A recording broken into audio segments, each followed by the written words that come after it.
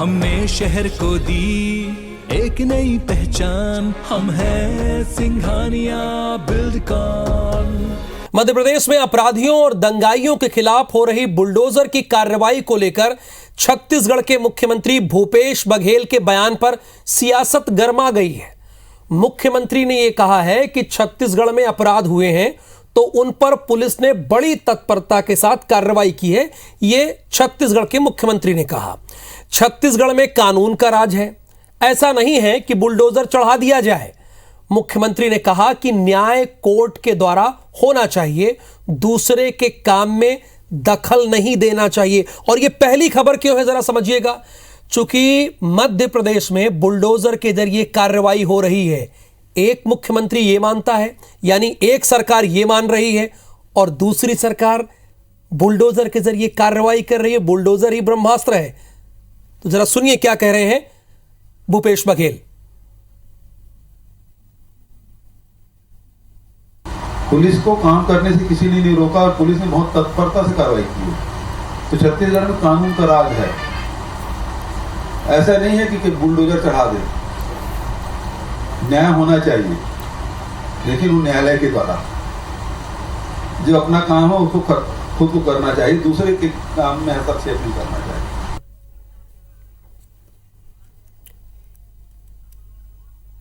तो इसी पर बड़ी बहस करेंगे, चूंकि बड़ी साफ सी बात है। दो सरकारों की बात है, मध्य प्रदेश की सरकार और छत्तीसगढ़ की सरकार। छत्तीसगढ़ के मुख्यमंत्री ने साफ लफ्जों में कहा कि हम किसी दूसरे के काम में दखल नहीं देते। अगर यहां पर अपराध होता है तो पुलिस तत्परता के साथ कार्रवाई करती है और कोर्ट अपना काम करती है। यानी बुलडोजर को ब्रह्मास्त्र वो नहीं मानते हैं।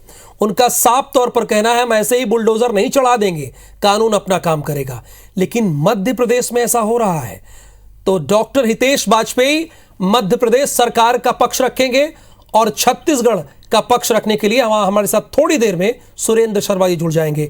डॉक्टर हितेश जी, यहां पर साफ तौर पर छत्तीसगढ़ के मुख्यमंत्री ने कहा कि अगर अपराध यहां होता है तो हम त्वरित कार्रवाई करते हैं, पुलिस त्वरित कार्रवाई करती है और कोर्ट अपना काम करती है।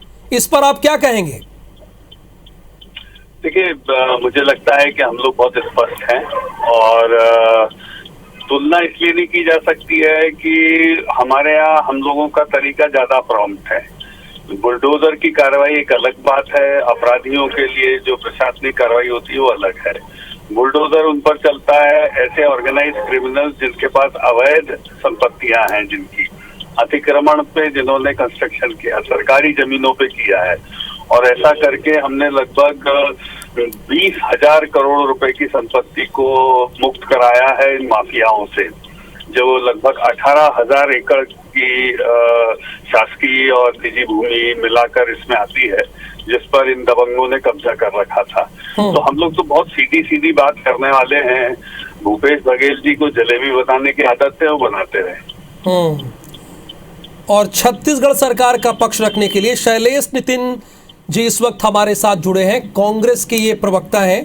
देखिए शैलेश जी, यहां पर डॉक्टर हितेश वाजपेयी हैं जो मध्य प्रदेश सरकार का पक्ष रख रहे हैं। वो कह रहे हैं कि देखिए हम भाई सीधा सीधा काम करते हैं, हमें जलेबी बनाना नहीं आता है और ना जलेबी बनाने में हम इंटरेस्टेड हैं।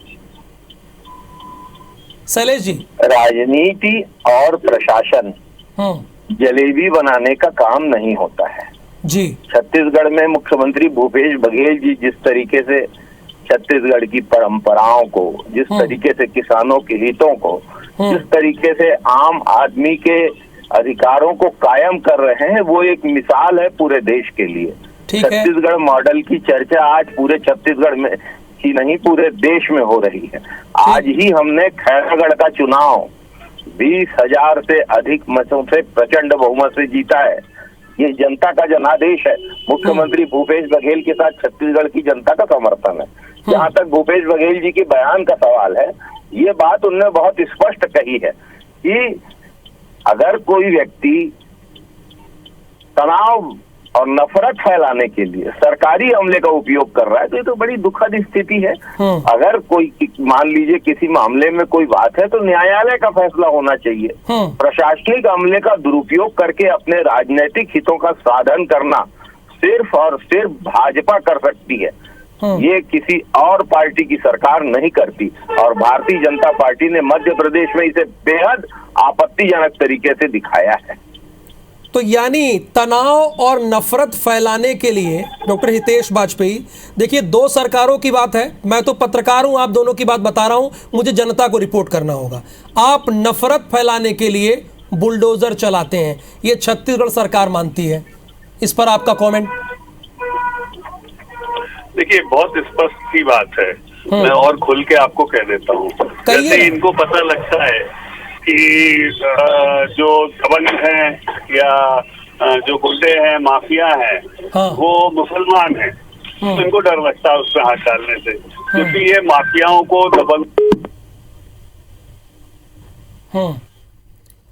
चलिए शैलेश जी, आपको डर लगता है, गुंडे और माफियाओं पर कार्रवाई करने से आप लोग डरते हैं, ये डॉक्टर हितेश वाजपेयी कह रहे हैं भारतीय जनता पार्टी की तरफ से। गुंडा और माफिया किसी धर्म का नहीं होता है। अच्छा। गुंडा गुंडा होता है, अपराधी अपराधी होता है, माफिया माफिया होता है, भला आदमी होता है। हर धर्म में भले लोग मौजूद हैं, हर धर्म के मानने वालों में बुरे लोग मौजूद हैं। इस तरीके से किसी धर्म को एक तरीके से ब्रांडिंग करना, ये भारतीय जनता पार्टी का चरित्र है। ये तो आजादी की लड़ाई के दिनों से करते चले आ रहे हैं ये लोग। कांग्रेस के तिरंगे झंडे तले देश की आजादी की लड़ाई हिंदू और मुसलमानों ने मिलकर लड़ी थी, और ये भाजपा के लोग, ये आरएसएस के लोग, इनके पूर्ववर्ती लोग उस समय अंग्रेजों की दलाली कर रहे थे।